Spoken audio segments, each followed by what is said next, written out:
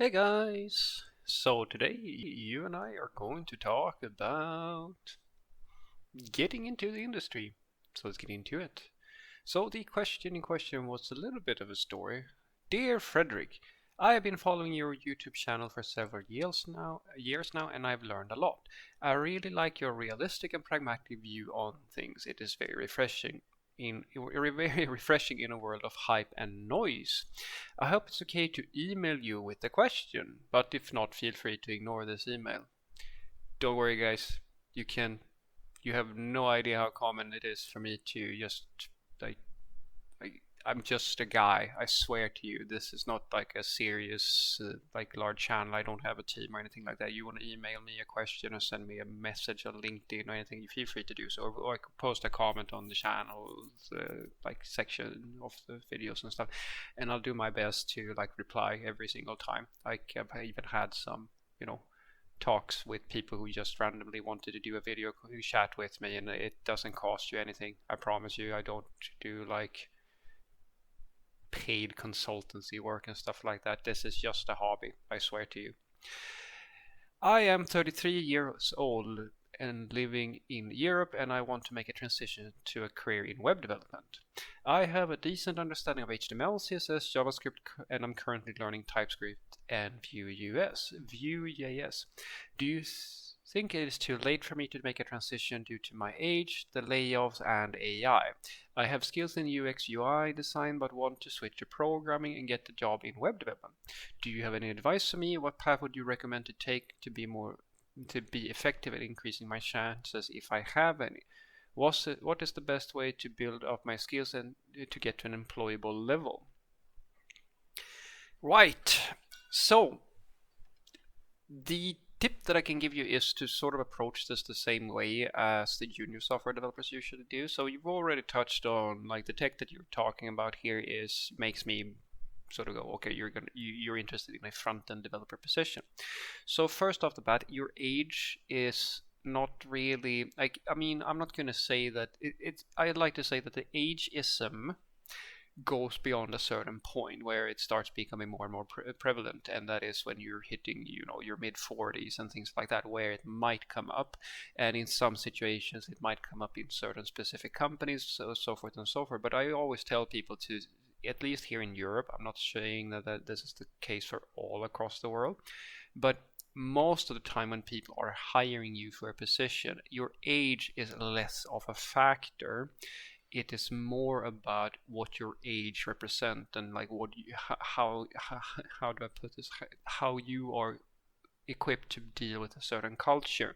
So in a hip, young, trendy startups, I know for a fact that you can be hired in your 50s or 40s and so forth in a startup, because I was in a startup where the age level, like most of the people there were in their 20s or early 30s ish. We still hired people from above that age bracket due to the fact that they were really good people and they seemed nice, they had the right attitude and things like that. And that's the thing that I usually argue is like, sometimes there are prejudices, I'm not going to deny that, but on average, if you can get to talk to people, the age thing is less of a factor in your 30s or your 20s, 30s, and up to 40s ish, and it's more about, do you get them a good vibe? Do they seem to enjoy like your attitude and your outlook on the profession and things like that? And then, of course, you mean, I'm not going to lie that the economy affects everything and so forth. I think that our industry is a little bit more robust in terms of economic fluctuations and stuff like that. There are some industries where it like really is really detrimental to the industry. For us, it's a little bit different. I'm not saying that it's not happening, but I know for a fact that there's still plenty of work. I mean, every company I've worked for in the past, you know, few years, even the current one that I'm working with, is hiring people. So and I know for a fact that I mean, there are other companies who are hiring as well, because I still get emails like enough to know that there are other companies needing software developers. And as for AI, I can tell you basically what I said in a few other videos as well. So I will argue that the reason why there's a hype around AI and the fear around it has mostly to do with a combination between that the people who are talking about it don't actually know anything about it. Most of them, they have very little. Like, I've to this day, I mean, guys, I have been in conversations with people at my job who are supposed, their literal title is to be AI experts or AI consultants and AI automation and things like that. And they have not taken a single course, not a single one, in machine learning or anything like that. They don't know even the most basic concepts. And that's why I warn people to be a little bit careful about talking about AI, because right now AI is a little bit like blockchain or some Bitcoin or things like that, where there's a lot of people who talk about it because there's an interest in talking about it, but their knowledge is skin deep. For most people, AI is just like, it's like voodoo, it's like magic. It's just, that's why I thought hilarious when people were talking about prompt engineering. So you're literally going to hire a person who is going to sit and try combinations of words and text messages to feed into an AI so that it produces your result. And I go, that is as close as you can get to me as being like magic. That is as close as it's going to get. Like, you random rituals and stuff like that you sort of figure out, and then it creates a spell or the results that you're looking for, and that's usually not sustainable in my experience. So you don't have to worry that AI is going to take over, because frankly speaking, AI is woefully ill-equipped to deal with the realities of serious software development. There are absolutely situations where AI will be very useful to you, but it's pretty gosh darn long of a leap to say that it's going to replace a professional software developer, because even if you were to try it, who is going to tell the AI to what to build and evaluate if it works and things like that? And I made many videos about that the AIs today that are doing these awesome things that you're hearing about, they are being helped by a human with knowledge about the system. So even if you were to be forced to be part of an AI initiative or something like, let's say, as I said in another video, like if you were to say to me right now, we're all going to work with AI, the only thing that would change would be that I would, instead of having a keyboard, have a voice module or something like that. Or maybe I could use a keyboard and just tell the AI to write the code for me, and then I would have to ask it to change it. It would be literally the same thing I do when I do pair programming. I'm going to have to tell the AI what to do, because a non-technical person cannot possibly explain to an AI in such detail that it can figure out the whole system. That is basically impossible. So the tips that I can give you is that it is not too late. You don't have to worry about that sort of stuff. And my personal opinion, at the very least, on how to increase your chances and do all these sorts of things. Make sure first and foremost that you have an up-to-date relevant CV. Make sure that you fill that out with relevant courses and things like that. Make sure that you have like your keywords in place and things like that, because the CV is a little bit important usually, because that's the way that people will find you. That's number one. Then of course, make sure that you take your courses. Like, you go and sign up for boot camps or whatever you're doing. If you're self-taught or if you go to a university, it doesn't matter all that much. Just make sure that you have a serious investment into your education, and then make sure that you do a lot of personal projects. The best possible thing for you is, as I say, like 50-50, 80-20, or depending on like how you feel about it. Always make sure that when you learn something from a tutorial or stuff like that, sit down, pull out your text editor or code editor, whatever you have, right, and start building some stuff, because it's the building and practicing that will give you comfort in the skills that you are acquiring through the theory. You have to practice, because when it comes to work and so forth, execution is everything. And there's another one that is very important here. Most junior software developers will get hired based on two things, and neither of them is like raw coding skills. First thing you're going to get hired based on is your potential.